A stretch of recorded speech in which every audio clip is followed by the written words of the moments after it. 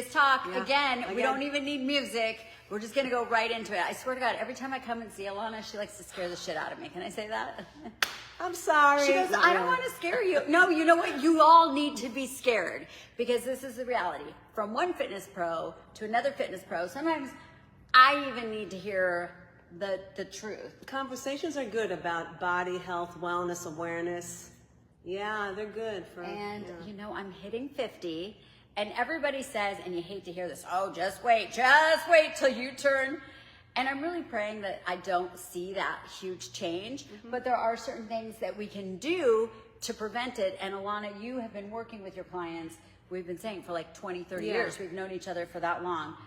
And you're seeing everybody go through their changes, and you're seeing what you need to do to keep them from changing past their happy place. Exactly. It's more for me, like, I don't want their bodies to break down.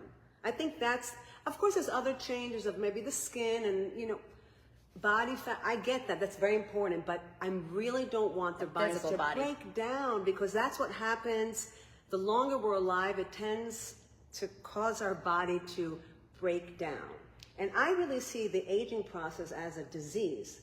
I don't think it's inevitable, but we have to educate ourselves and we have to create awareness. Well, and earlier you were saying, and this is so true, and I feel like it's about this with so many different things, but specifically with bone health, you know, by the time you hit osteoporosis, that's when the doctors say, oh, okay, let's put you on some medicine. Instead of talking about preventing it, what are the things that you can do?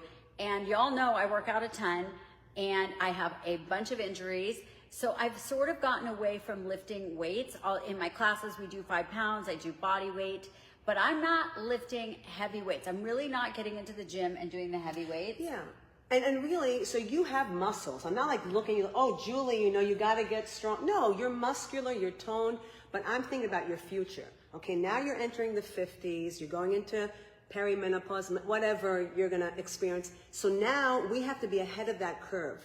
Let's make sure that the muscle that you have stays on your body and doesn't... It gets harder to build the muscle as you get older. Yeah, because you don't have all those hormones, those beautiful hormones that you have when you're still, you know, having the kids and that whole phase. Those hormones kind of dissipate throughout perimenopause, menopause, and of course post-menopause. Yeah. So we have to be ahead of that by, like what you're doing, hormone therapy, weight resistance training, and making sure that your bone density is good, because by the time you get to the fact where you're having bone loss, it's difficult to reverse. So why not prevent? Yeah. But don't you agree that we can't wait for our doctors to say, oh, make sure your bone health is good? Yes.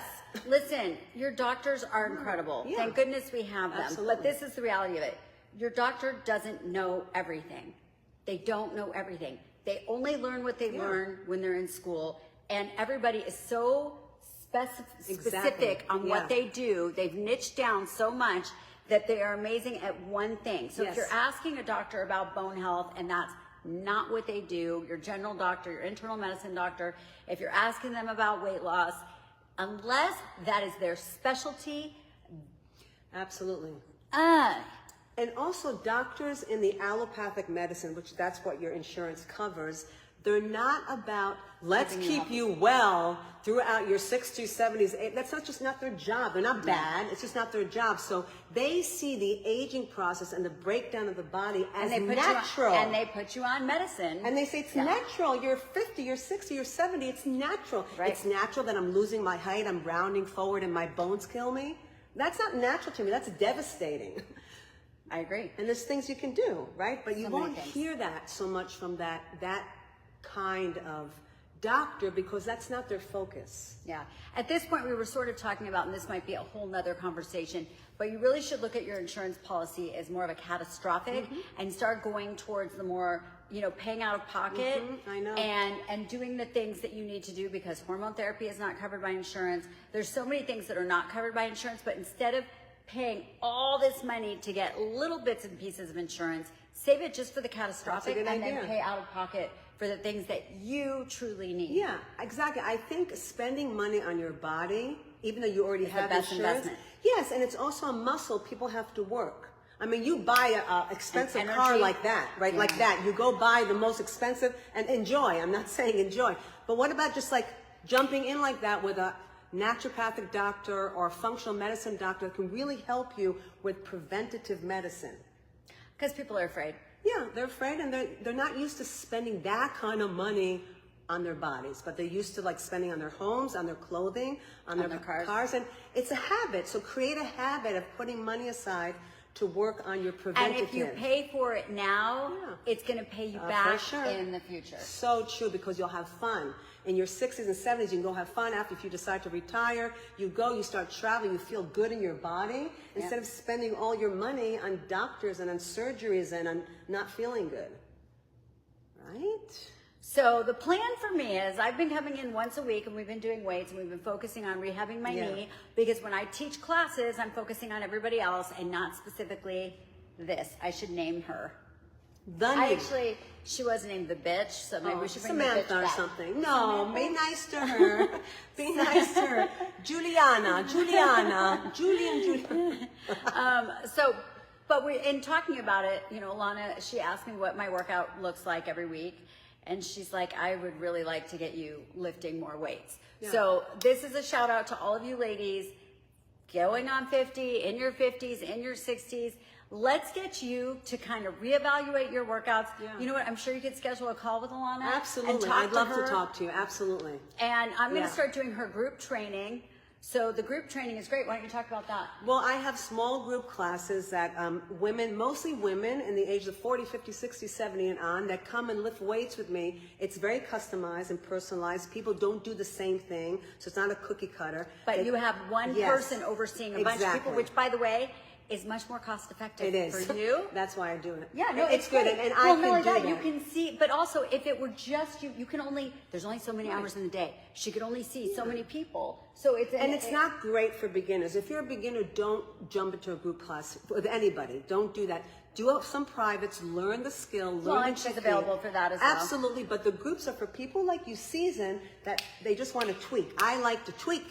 And then you have somebody holding you accountable, checking out, oh, you're getting stronger, let's go up. Yes. Ooh, that's not looking very good. Yeah, exactly. It's so that hurts you, let's do something different. And no matter how skilled you are, because you're so skilled, it's always good for somebody to be looking at you. I mean, I've had trainers my whole life. You always need somebody else looking at you as well, because sometimes when you're doing an exercise, you don't realize what you look like, and they adjust you, and it makes it makes a total difference. Yeah.